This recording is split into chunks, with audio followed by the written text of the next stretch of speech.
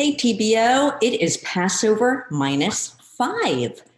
Today, let's talk Passover food. So we remember things very easily that are associated with food.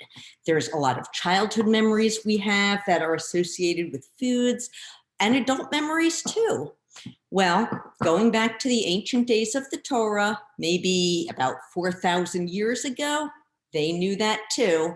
So even in the story in the Torah of the Exodus from Egypt, they're talking about how we should eat every year to remember this really major milestone event for the Jewish people, the Exodus from Egypt.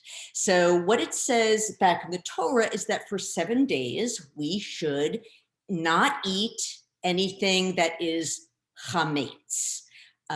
What's chametz? Oh, those beloved carbs.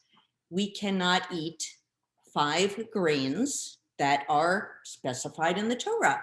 Wheat, except for special matzah wheat flour, spelt, oats, barley, and rye. Okay, simple enough.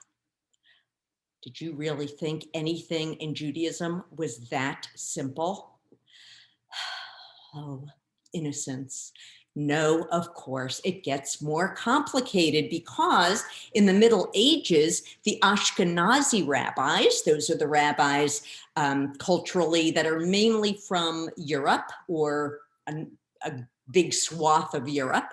So those Ashkenazi rabbis in the Middle Ages said, you know, there's all these other grains and seeds that really can be confused with those 5 listed in the Torah.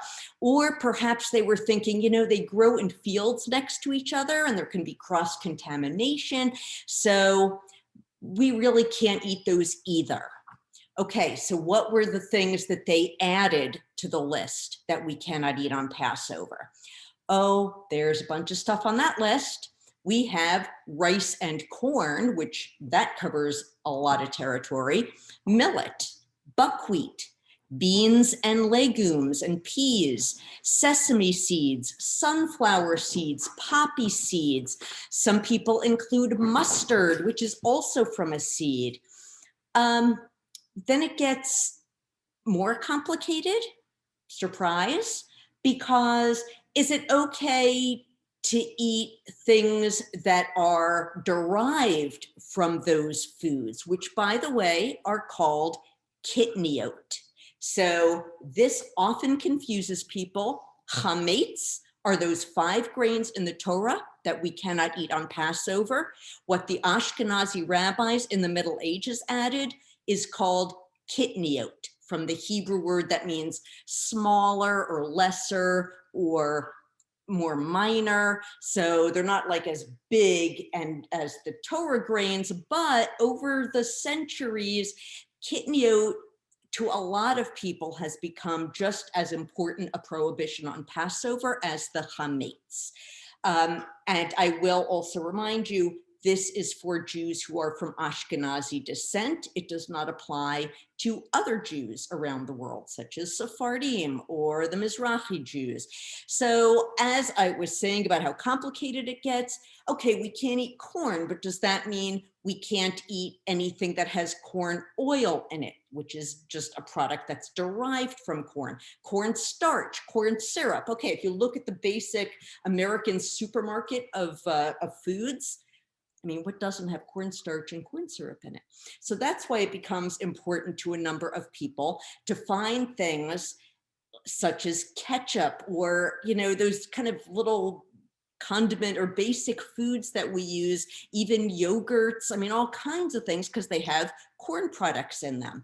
Okay, so what should you do in your house with you and your family? Here's the bottom line for me.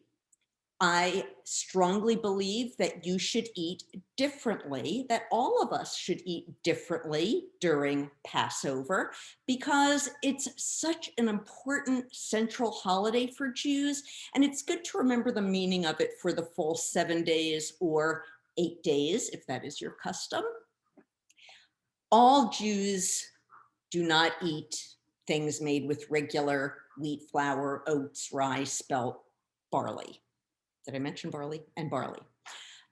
What you choose to do beyond that, I think, is up to you and your family, because there is just a lot of diversity among the Jews of the world. And I think that's up to you, what your family tradition is and what you choose to do in your own home. And of course, that includes corn and rice and all of that. I will mention quinoa.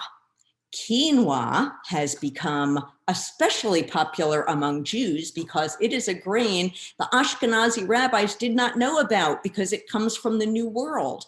So there is no prohibition anywhere against quinoa. So remember that.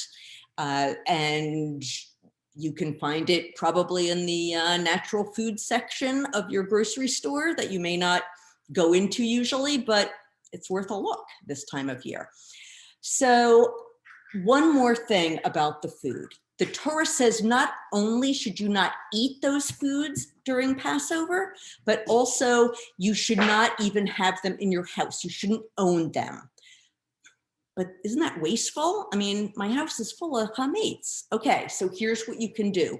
One, if you have chametz that is still packaged and sealed, it's traditional to donate that food to those in need, which is, you know, a tradition at Passover anyway, to donate to those who are in need.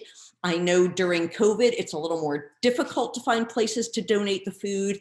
However, the Chabad on University Drive is available to donate food to during this time. Next year, hopefully everything will be open and we can just donate to our own TBO food closet. Now, what about the stuff that's open? So nobody's going to want your half-eaten box of pasta. So often what people do is they, you know, kind of pack it away. Maybe they have a cabinet that they stick it all in and stick some masking tape on it. Maybe they pack it into bags and they stick it in a storage room. If you would like to, as some people do, go through kind of the legal fiction where you can actually sell all of that chametz just for the week. So for the week, you technically don't own it.